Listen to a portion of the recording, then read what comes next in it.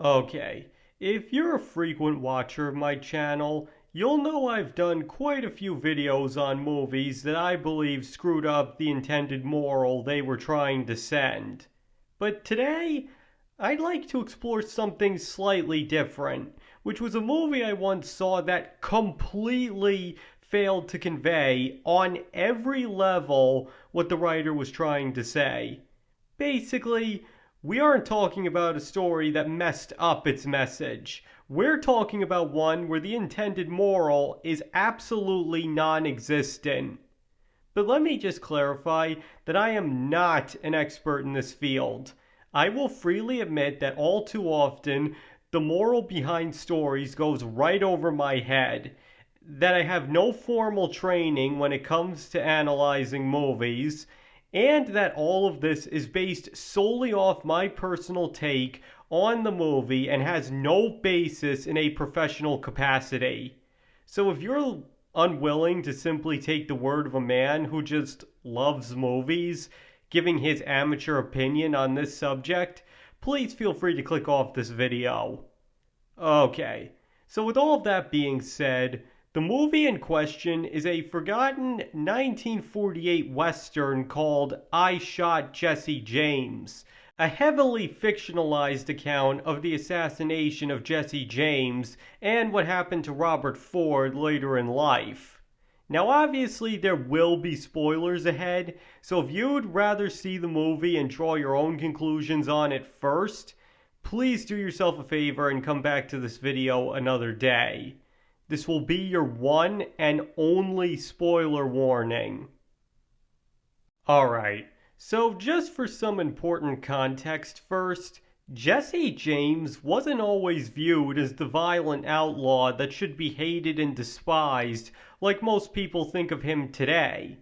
There was a time, and this goes all the way back to when he was still alive, where he was made into a kind of folk hero, or sort of like a cowboy version of Robin Hood, despite the fact that this had absolutely no basis in reality. He was simply a violent outlaw out to make himself rich, and he didn't care who he had to kill to make that happen. He even once, during the Civil War, stopped a train full of wounded Union soldiers and executed every single one of them. But nonetheless, this folk hero image stuck with him long after his death, to the point that you can find quite a few westerns from particularly the silent era and early 30s where he's being portrayed as the hero against either a corrupt government or outlaws that are even worse than him. And that takes us to I Shot Jesse James, because the man who wrote and directed this movie, Sam Fuller, didn't think Jesse James should be glorified. He had actually read the stories about what he had done, and saw the man for what he truly was. In Fuller's own words, quote, Jesse James was a cold-blooded psychopath. Bob Ford did something that should have been done quite a bit earlier in the life of Jesse Woodson James. Now, let me just say, after reading that quote, I was left absolutely baffled. And now you're probably wondering what the heck I'm talking about, considering how much I had just been emphasizing that Jesse James was an awful person that shouldn't be glorified. But here's the thing. That quote by Fuller may be true, but it's not reflected in I Shot Jesse James at all. James isn't in the movie for too long before he's killed, but before he dies, he refuses to leave Ford for dead, shows concern for how stressed his wife is, and gifts Ford with a really good kind of gun for no reason. The only thing remotely bad this guy does is gun down a few bank clerks in the opening sequence. And even then, Western heroes have done a lot worse in their own movies. And then after he dies, everybody denounces Ford as a coward, including his own girlfriend, when beforehand they show that government officials were practically begging for James' reign of terror to end, be it by justice or assassination. Now, apparently, what Fuller was going for was to show the hypocrisy of people, where they hate Jesse James until he's shot in the back of the head, then everybody turns their hatred onto the man who did it. But the way the movie presents this, it ends up making them look like they're in the right. Because once Jesse James dies, the movie mostly focuses on Ford's guilt over having done it, as well as him having a rather unhealthy obsession with his childhood sweetheart, which was something completely made up for the movie, no less. But his guilt remains a huge focus for him. It ends up driving him to near insanity, and in the end, he lies dying. He admits that he never should have killed James, and that he even loved the man. Now, by my own admission, I could be missing something important here, yes. But I still don't get any indication that this movie is trying to say anything bad about Jesse James. I mean, it's one thing to focus on Ford's guilt over shooting him, but because everybody hates him for doing it, and even Ford seems to agree that they're right, that makes it look like he's in the wrong, especially when you see how James is behaving before he dies. And listen, it's alright if a character feels guilty for doing what was ultimately the right thing, but if that was what they were really going for here, then there should have been a character who at some point tells Ford that everybody's wrong about him and that he did the world a favor by ridding it of Jesse James. Now, whether or not Ford takes any comfort in that doesn't matter, because that would at least make it clear to the audience that Ford was not a coward and some kind of monster for doing what he did. But instead, everybody denounces Ford as worthless, a murdering coward, and as Ford himself spirals into insanity from guilt and his girlfriend feeling this way as well, it only seems to prove them correct. Honestly, there's never anything in this movie that puts Jesse James in a negative light. So for Fuller to claim that the movie is meant to tear down his folk hero image, I'm sorry, but I don't get it.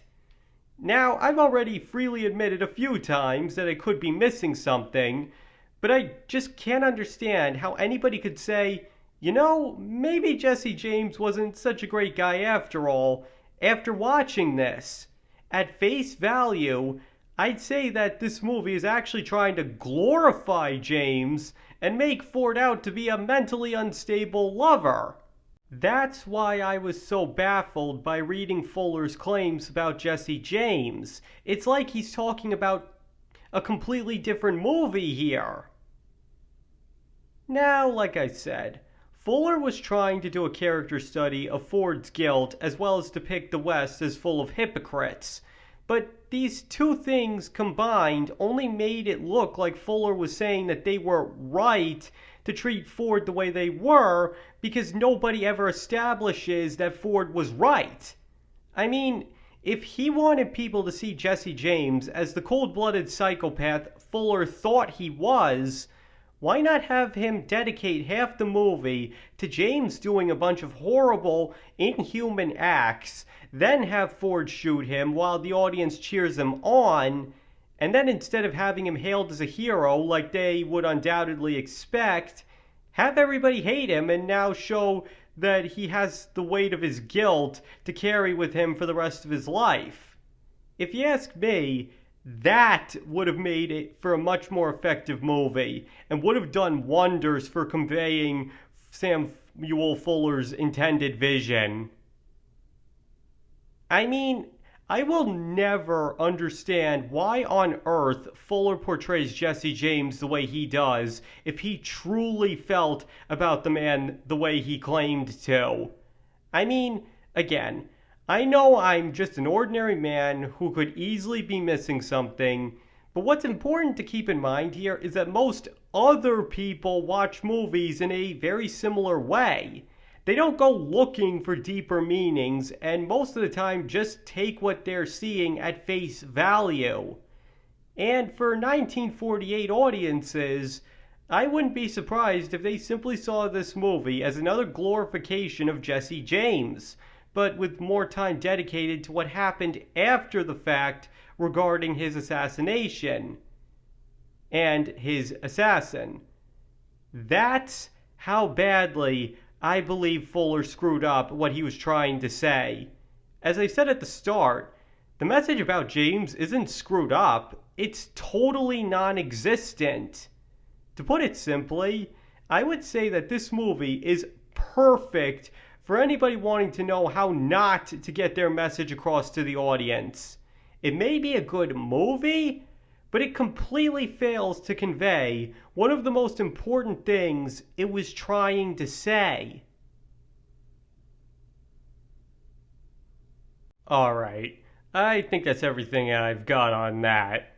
So now I want you to tell me, do you believe I Shot Jesse James completely failed to drive home the moral that James was a murderous crook that shouldn't be glorified?